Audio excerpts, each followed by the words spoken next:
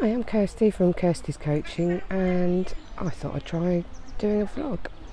So currently I'm walking the Camino de Santiago. For those of you who don't know, it's a series of pilgrimage walks that all end up in Santiago de Compostela, which is in northwestern Spain.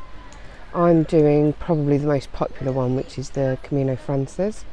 It's about 500 miles, which is a really long way. And I wanted to talk to you a bit about challenges and change and making small steps. So obviously before I got here I had so many worries. Would I physically be able to do it?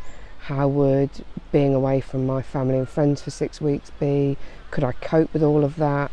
And about a million other questions as well. So the way that our brains deal with change and challenge is they tend to throw up a load of fears, which often stops us from making the changes that we want.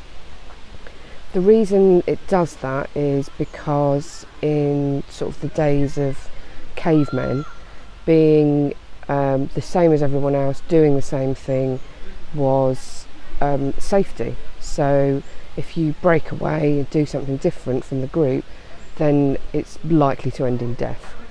Obviously things have changed a little now, and we're in a time where we're lucky that we have time to enjoy our lives and spend time doing the things we want to do, things that make our lives more fulfilled.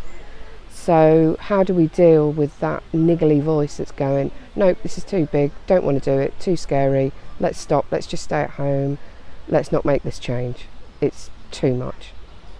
Well, one of the ways, and I talk about this a lot, is by taking small steps. So what we do in this situation, I'll use the Camino as an example. So it's 500 miles, which is a really long way. It feels big and it feels overwhelming. So what I've done is gone, okay, I'm only doing 3 or 4 days at a time. So the first 3 days I was just walking to Pamplona. So I've been to Pamplona now. 2 days afterwards I'm now in a place called Estella, and I'm just on my way to a town called Burgos. Probably not pronounced like that, but it's spelt like that, so that's how I'm pronouncing it for now. So that will take me to the 20th of May. That's when I arrive in Burgos. So for me it's a little bit further, it's a few more days than the first, but I'm feeling okay. So a week is, it's a decent amount of time for me to get my head around walking that far. Now it also happens on a day-to-day basis. I'm walking along, I see a hill and go, oh god, that looks too steep, I can't possibly climb up that. So what I do is I put my head down and I go, right, we're just going to walk 10 steps. I can do 10 steps, no problem, even if it's uphill, even if it's steep.